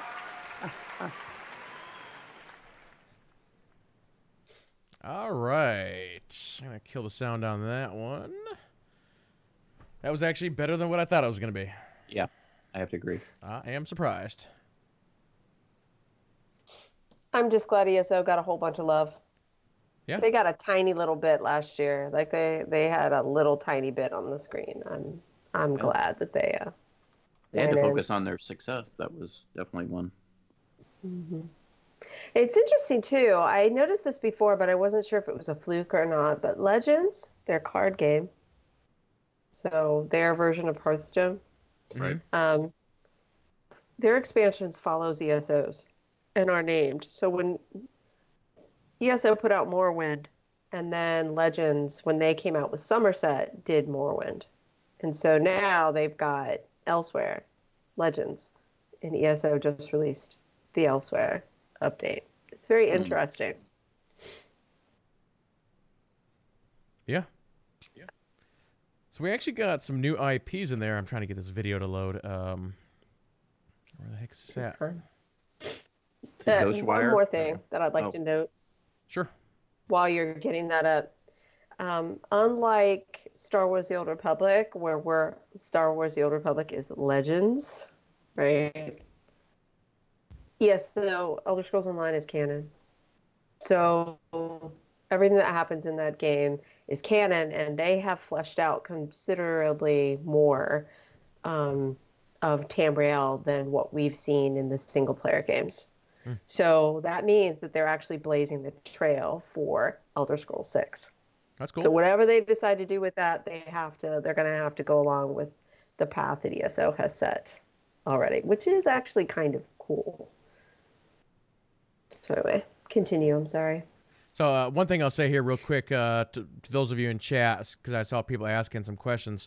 Bethesda announced before the conference that they were not talking about Starfield. They're not talking about Elder Scrolls, 6?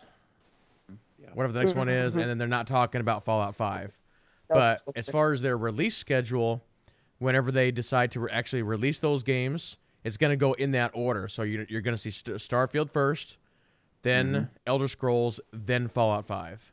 So you figure Starfield, I don't know if it's going to be next year or not. It's probably going to be... I would say...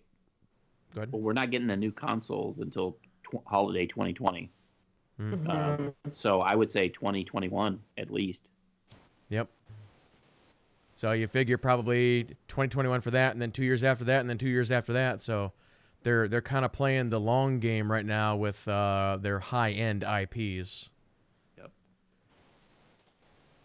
But yeah, they sort of kick things off with Fallout 76.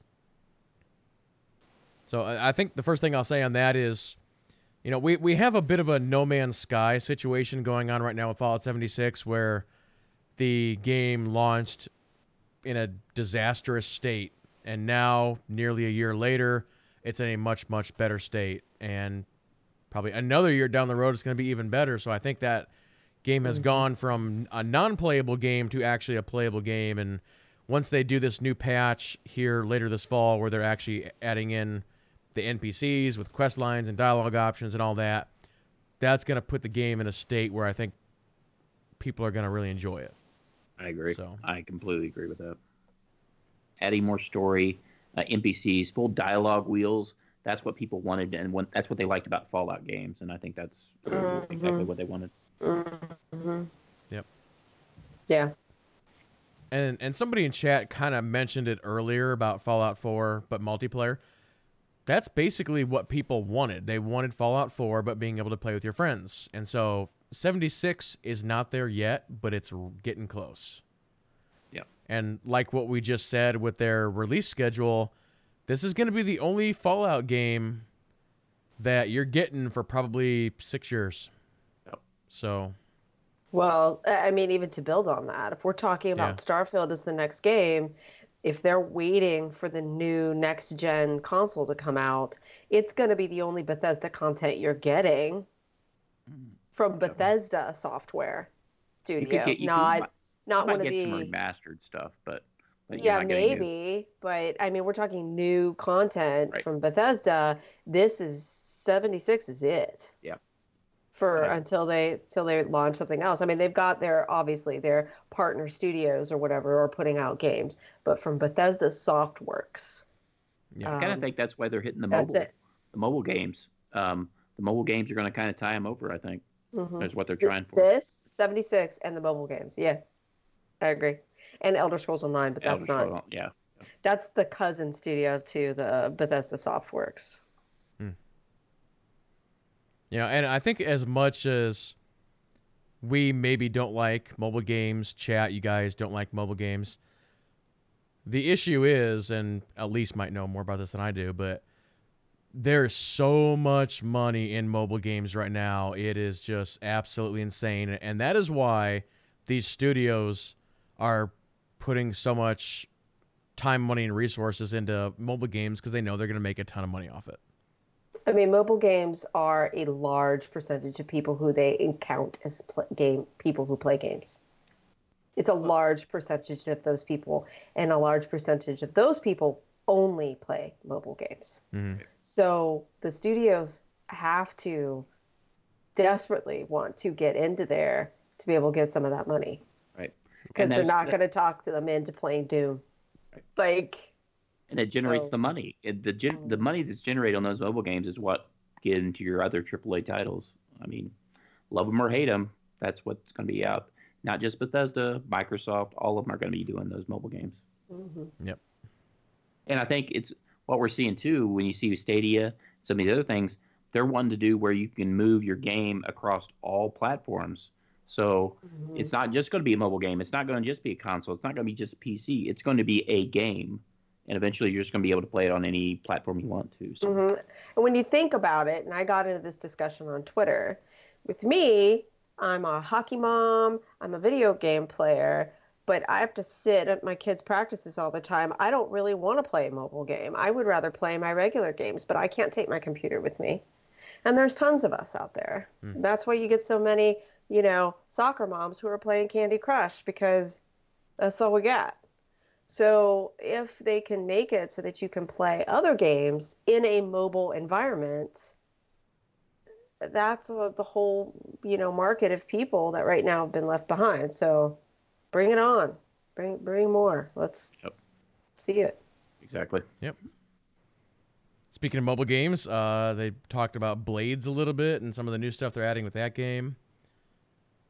I actually am encouraged on the stuff they're adding to Blades too. I mean, I saw some of the early stuff on Blades when it first came out. I was talking to Alise even before we started, some of the adjustments they made to some of the chest times and stuff like that, which is good. But then this update they're adding, I like it. I like what they're going forward with it. So I think Bethesda, this was a lot of eating some crow early on in this press conference, and it's the closest thing you're ever going to get from an apology from a publisher. And I think they did a great job of that and admitting, we messed up. We had some mistakes. We stumbled a little bit, but now we're going forward. So I'm encouraged. Mm-hmm.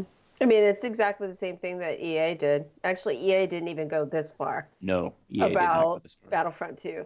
No. So, well done, but they need to follow that up with some consistent action. Yep. Too.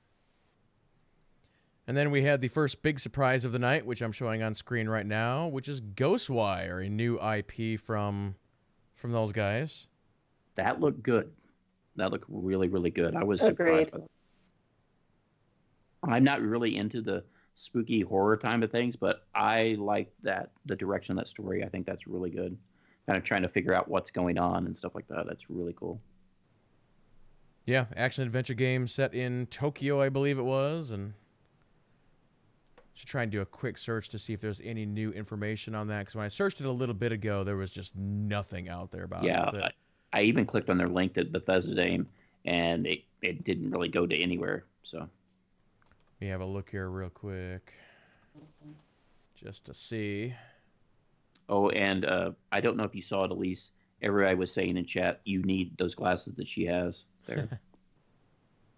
The lady that was on stage talking? Yeah. With the clear top? Yeah. Oh my God, I thought those were super cool. Yeah, I think those are awesome. I agree. Now I just have to find them. And I bet you they're totally a Japanese thing that I would have to go to Japan to get. Which I would do. There you go. If I wasn't a hockey mom.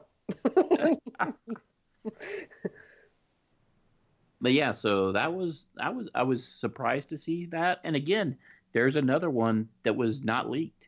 I'm glad. Mm-hmm. As so many leaks have been this year, and took away a lot of the surprise. I was glad to see that one. It kind of that backdrop where she's at right now. It's on Kid Lee's stream. She's standing on top of that building. I'm wondering if it's going to be kind of an open world more type of thing where you kind of explore all over the place. It kind of looks like it. Yeah. I mean, that was the flavor I got, but it could just be we're so used to everything being open world right. that's where we go. So, I mean, I can't remember. Was Deus Ex, that's another one that kind of gives me that same feel too. I don't know why. Right. Was it open world? I haven't played the third second one, the most recent one. I can't even remember. I don't know. I don't think it was like true open world. I own it. It's in my Steam library. I just haven't played it yet. Yeah, but is it maybe limited open world? Because I actually like those better than pure open world. It gets overwhelming. But anyway, yes, I agree with you. I'm looking forward to that game too. That looked really cool. And it looks absolutely gorgeous. I mean, I was stunned by that. Be interesting to see what engine it's on. And then again, we got all the people like disappearing and stuff. I wonder if it's on that Orion type of thing. I don't know if that was so much an engine as it was. I don't know. Streaming. I don't know. They kind of made it seem like it was the backbones of the games could be put on that. I don't know. They did say it was from the game engine, at the game engine level, I believe is what they said, as opposed to the streaming hardware. So it's like, that's why. Yeah, is it something they can add on to any engine, or? That's what I thought. That's why they were showing Doom. That they were like, oh, look at what we could do, because Doom came out. Clearly, they didn't engineer it with that technology, with that software at the same time. But I don't know. We'll just have to find out more. I imagine they'll talk about it at QuakeCon.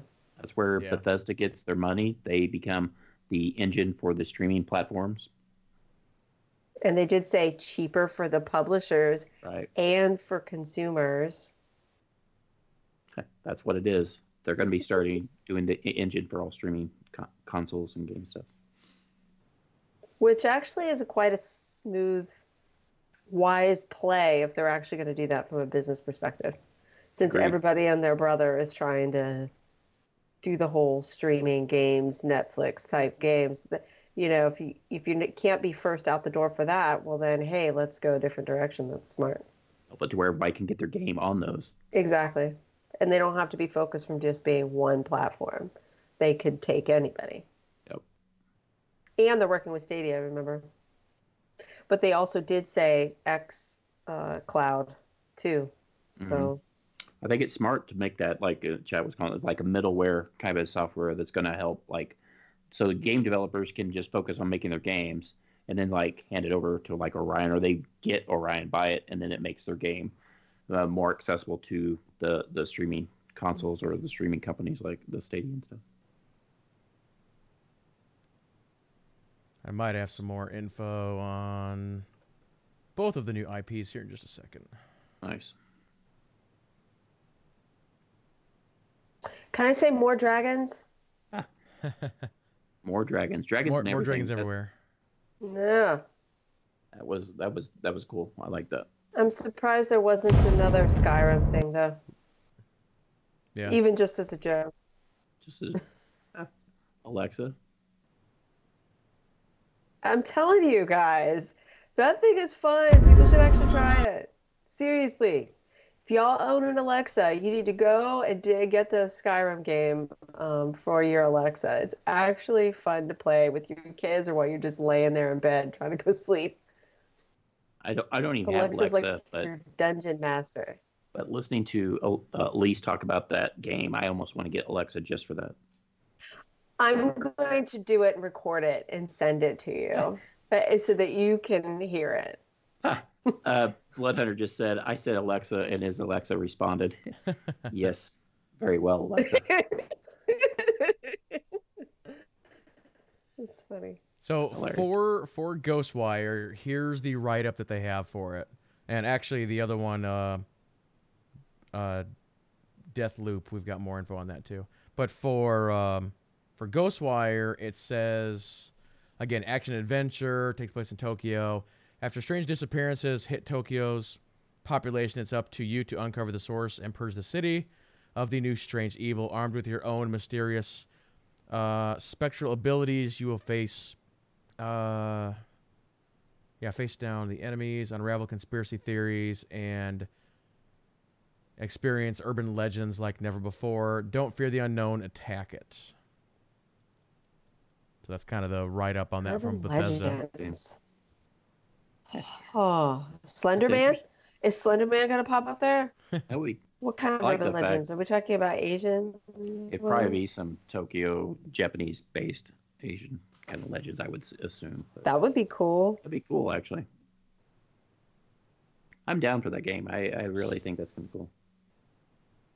Yeah, that looks great. And, of course, the other one you mentioned right there, Deathloop.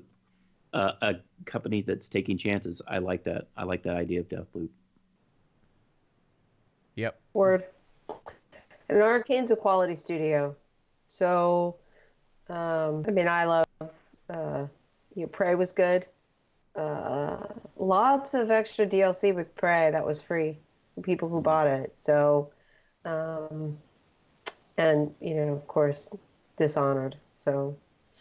Well, in a way, it's kind of like Prey because you go through it and you get like things that you accumulate, things you've done, is then ready for your next go through of it. So it's kind of like on your next loop, in that death loop, then you might have those weapons or abilities already unlocked or something like that. So it'll be interesting. Yeah, so the write-up for that game, I'm trying to find that footage here real quick. I don't know where that was in the... It was after Rage 2. Where was that at? Ah, here we go.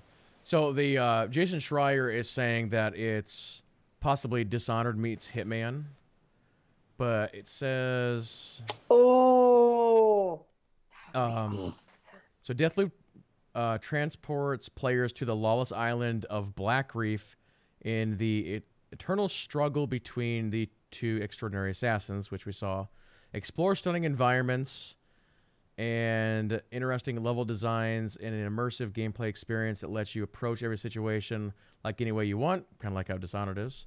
Hunt down targets all over the island in an effort to put an end to the cycle once and for all. And remember so if you don't succeed, try again. So that's the death loop, I imagine. But it is a single player game, right?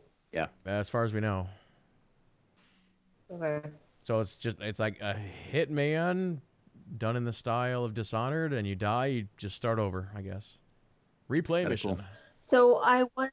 Oh, okay. So I imagine you get to pick from one of those two characters, much like Dishonored, where you picked either as Emily or her dad, let's say, for Dishonored 2. I have to say, personally, from what I've watched, Emily was the better one of the two. I wonder if that's true here, too. There's one that's better than the other.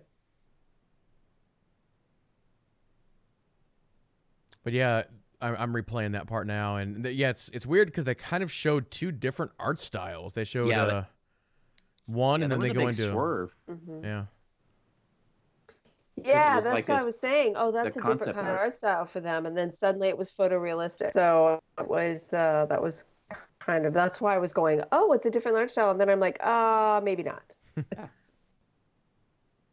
Yeah, I thought that was kind of cool. Actually, having a game in that art style would have been neat too. I like that kind of comic take on things too. But again, another photorealistic game by Bethesda Softworks and stuff. It looks beautiful. I mean, this and Ghostwire, where I was blown away by the look of it, the lighting and stuff.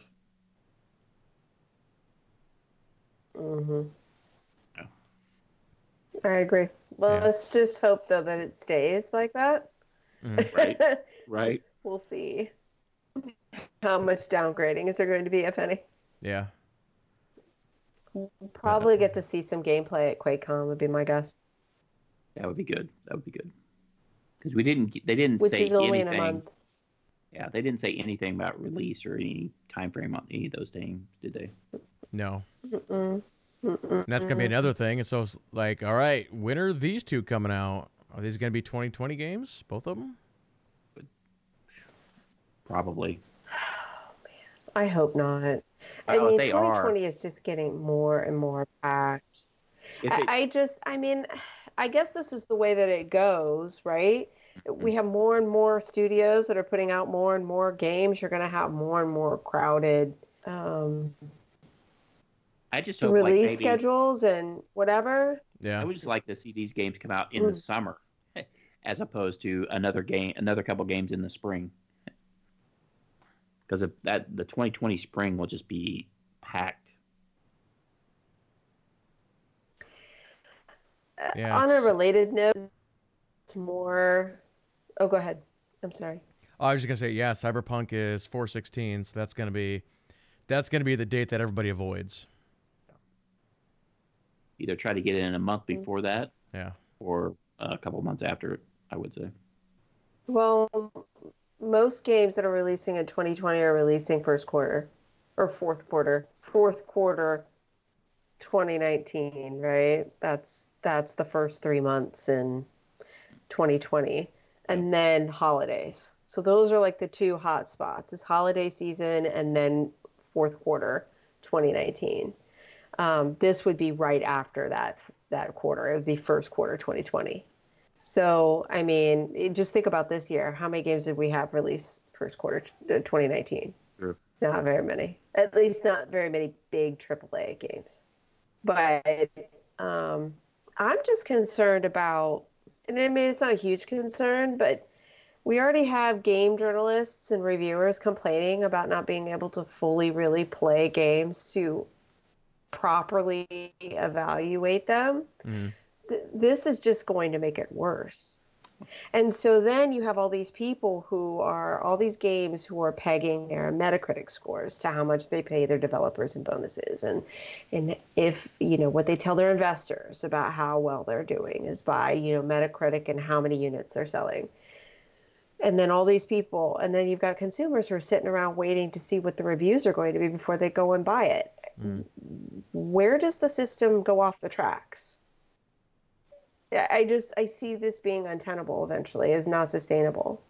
Does it change a little bit? I don't think we should stop making games. What? Does it change a little bit when the games become on a service thing like a Stadia, where I'm paying for a membership and that game's going to be on there and then I get to play it and stuff like that? Does that change, because I don't need to see a huge review on it. I can download it anytime. It's part of my membership or whatever. Does that change how things are done now? I mean, logically, you would think it would over time, but I don't think it's going to be immediate. We all behave, right? It takes people to learn how to change and how to think differently. Sure. So, I mean, it goes the same way with EA said about Apex Legends, right? They said they got people into a play to try EA Origin because of Apex Legends. And then they came and tried other games because they got lured in by the free-to-play game that was the new hotness. The key to all of this is that you need a hotness game that everybody's coming for first. Right. For that model to, what you're saying, JT, to work. And that is the problem. All these people have to have at least one good game to bring everybody to say, okay, well, I'll go try your subscription service. And, well, I'll go try this one because it's free or whatever. And therein is the problem. EA's been struggling with that, and that's what Anthem was supposed to do for them. Yeah. So it ended up being Apex Legends more.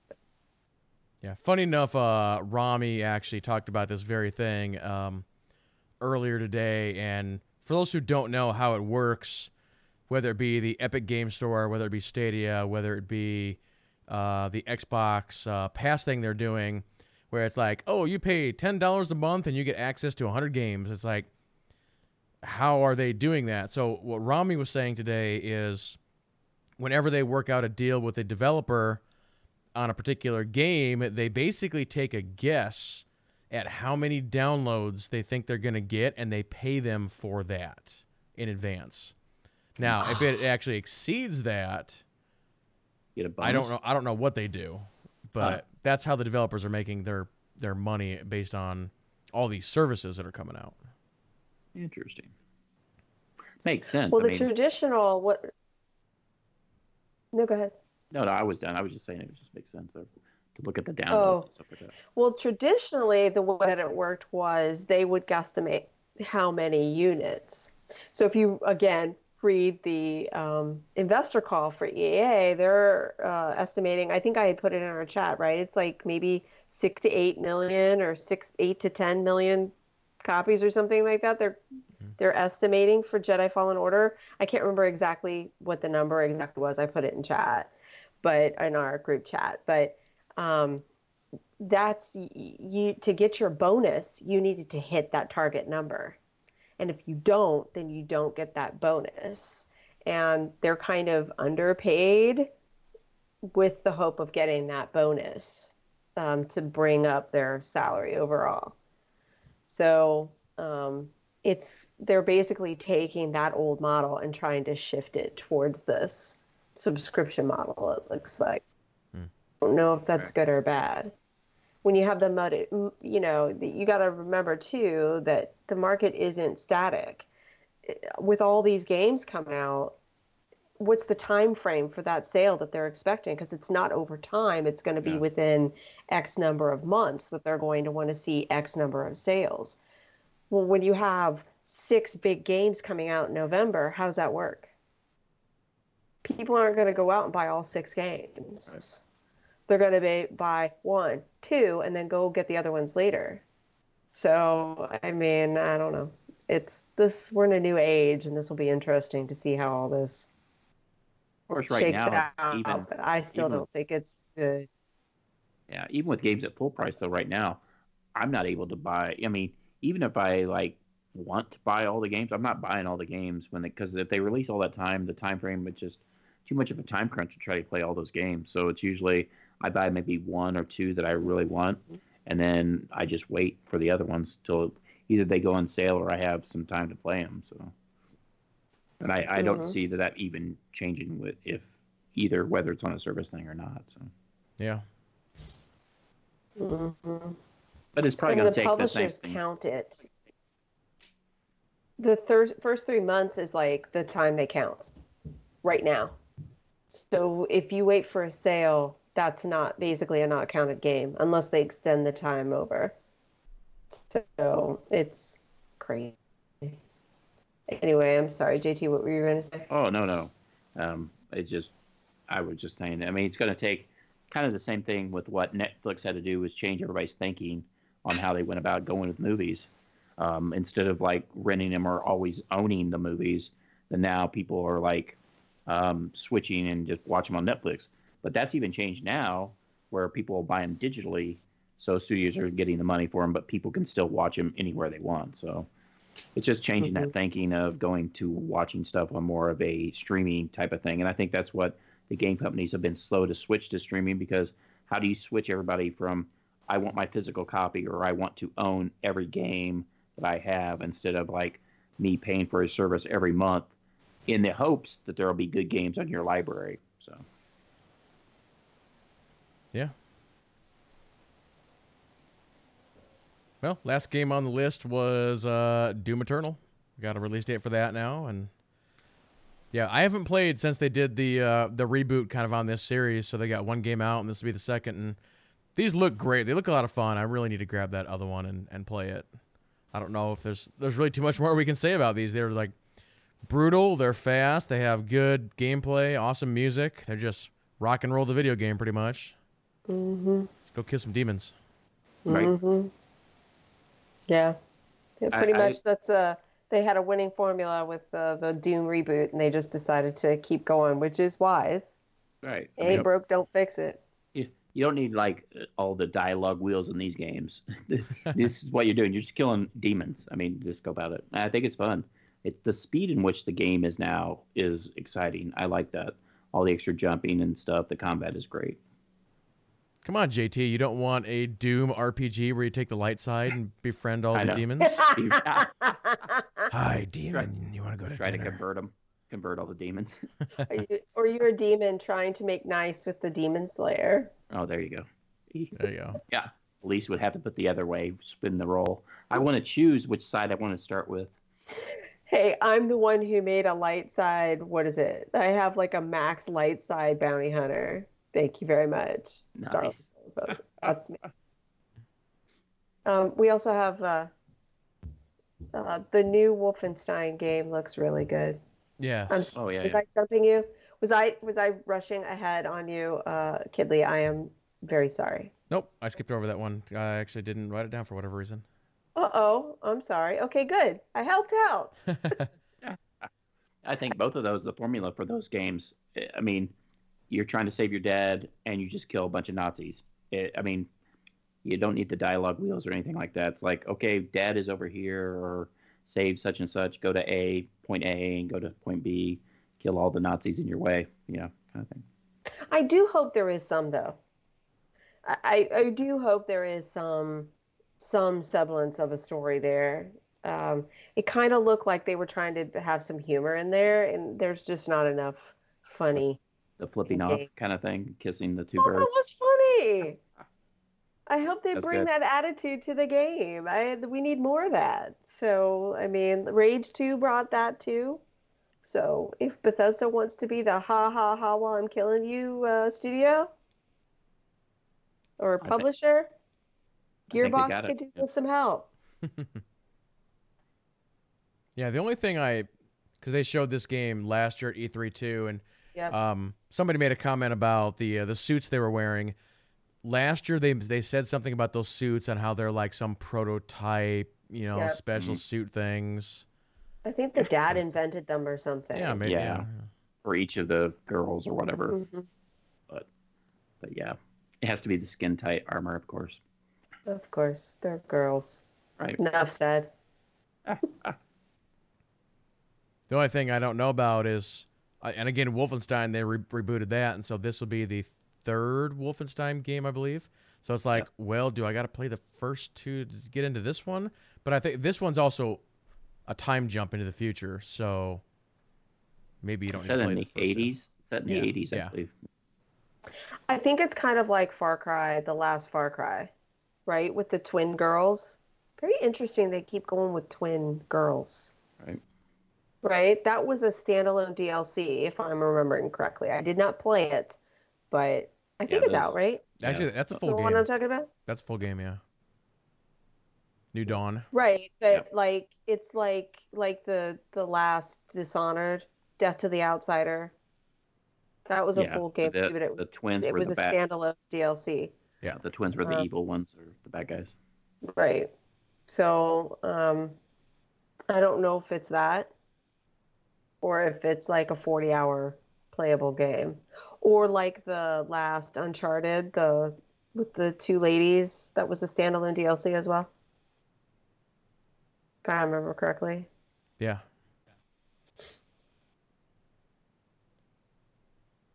Yeah. So if we had to rate this conference, everybody, what are we rating this one at?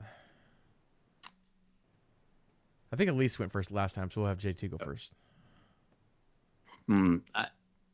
I really think that they start off really good with this conference, getting out right on top of it, addressing, like Alise said, the elephant in the room with Fallout 76 and Blades and stuff like that. I thought that was really good of them to do that because, like we said earlier, that's about as much apologies you're going to get from a publisher. I have to say they really came out with some games, kind of with a couple of surprises, a Ghostwire and then Deathloop. I'd have to give it a 7. I thought it was really good for them. I was kind of, again, probably disappointed on some of the other things, but the stuff they announced also for Elder Scrolls Online and giving that community a good pat on the back for everything that's going on there. So I give it a very strong 7. I was not expecting that much out of them. So. How about you, Alise? I'm not trying to copy JT. I was going to say 7, even if he hadn't said 7. The Microsoft show currently still is my show to beat, game to beat, presentation to beat. And although this one was really good, really enjoyed everything JT just said. and them trying to be funny, which is what I always look for in the Bethesda shows. It still didn't. I mean, no Keanu Reeves, so. I mean, French guys dropping the F-bomb just does not equal Keanu Reeves. No. I mean, it was great. I enjoy it. It made me laugh. But yeah, it's not. And they didn't say F Nazis, which I really wanted to see. So that didn't happen either because they got reamed for it last year. So yeah, I would say 7. But I think it was strong. They had a chance, but if they had shown Starfield or whatever it is, maybe it would have been better. But they didn't, and that's okay. Yep. They're probably saving all of that for QuakeCon, I guess. Yeah, I think potentially their E3 show next year could be really good if they decide to show everything. Yeah, if they show Starfield and everything like that, yeah. Mm-hmm. Show Starfield, Elder Scrolls, Ghostwire, Deathloop, and probably a couple more new games.